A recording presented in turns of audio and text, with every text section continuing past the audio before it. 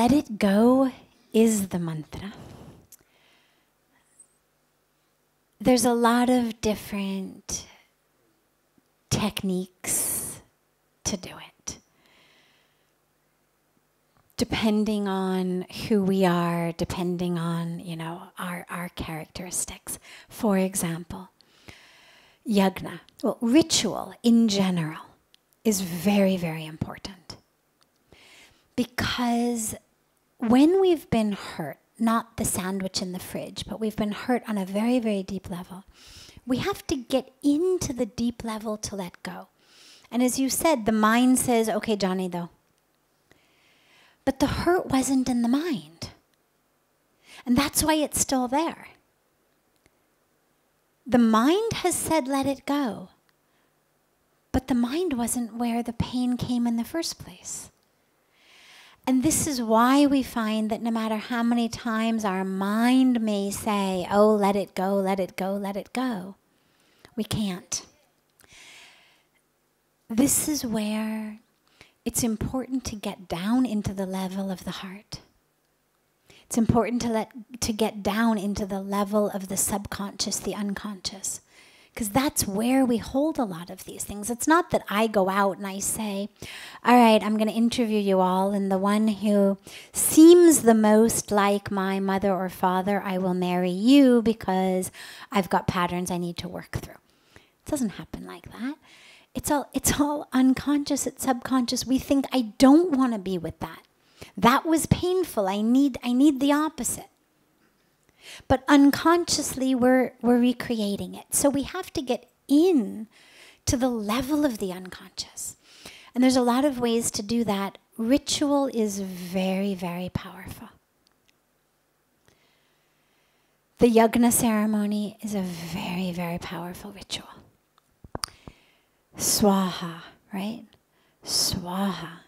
We're giving. At the end of every ahuti, the end of the offerings, swaha, I'm giving, I'm giving. And here's how the yagna works.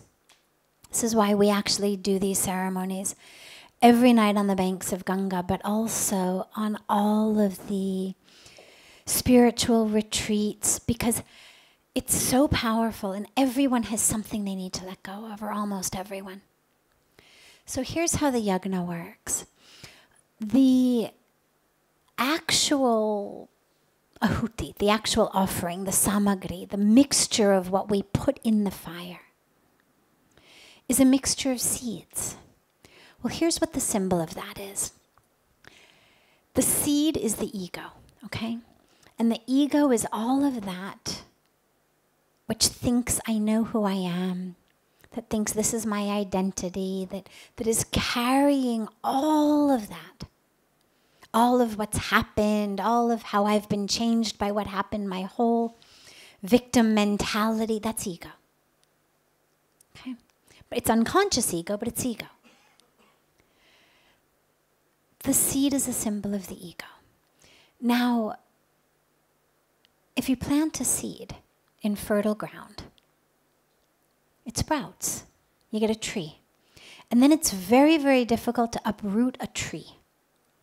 So if that ego gets its roots into us, into our heart, around our identity, around our breath, around our life, yeah, it is hard to let it go. It feels like you're literally ripping yourself out of yourself. It is in the heart. But in the yagna, we're offering the seeds to the fire. Now, before you plant a seed, if you roast it, that seed will never sprout. You've literally rendered the seed inert. It cannot sprout. It doesn't matter how good the soil is. And so as we offer the samagri, this mixture, into the fire, we're literally offering the seed of the ego and saying, oh God, roast my ego, literally. Take all of that, who I think I am, all of my grudges, my pain, my expectations, unfulfilled expectations. my anger, my history. Take that and roast it. Render it inert and purified. And then as we offer and we offer, with each swaha, I'm giving it up, I'm giving it up. And as the priests chant the mantras, most of the mantras end with idam namam, idam namam. And it literally means not for me, but for you. Not for me, but for you. So my life is not for me. It's for you, the capital Y-U, the divine you. Regardless of what our religion may be or how we conceive of that. See, when I'm holding on to grudges, it's all about me. It's what you've done to me. How am I going to overcome it?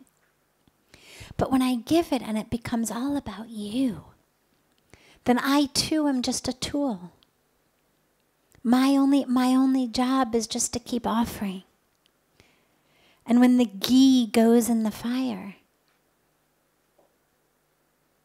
it's the symbol of purity. The ghee is the symbol of purity. And so it purifies all of that within us that keeps us from literally living as the divine self, that keeps us from living free. So anything you have, offer it to the yagna. Just offer it into that fire. And pray. Pray to have it taken.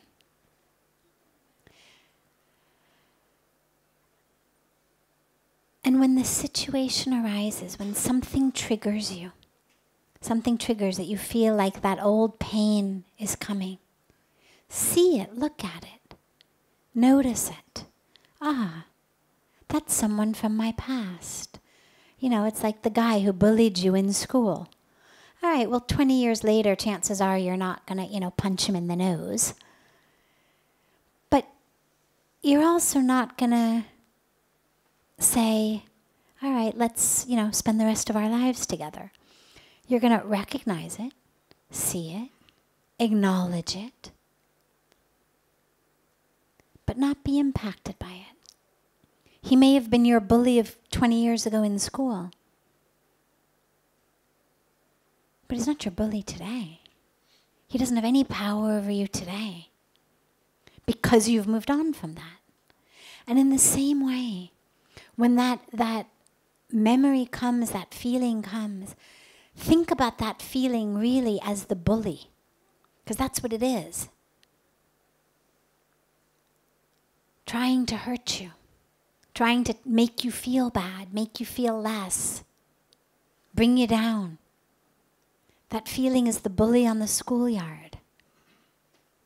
And it may have brought you down before, you were in a different situation before. But when you see this bully coming, just as you're not going to punch him in the nose, you're also not going to say, okay, go on, trip me in this middle of the street, just for old time's sake. Come on, knock me down. You're not going to do that. Because you don't need to go there. That was from the past. You've moved on, you've grown. So whenever you notice it, just see it. See it, look at it. Understand it belongs to the past, not the present. You could even fold your hands to it. Thank it. It was there to look after you at that time. The anger is the shield against the pain. I feel pain, what do? I become angry. It's a shield. But you don't need to protect yourself from that pain anymore because you've moved on.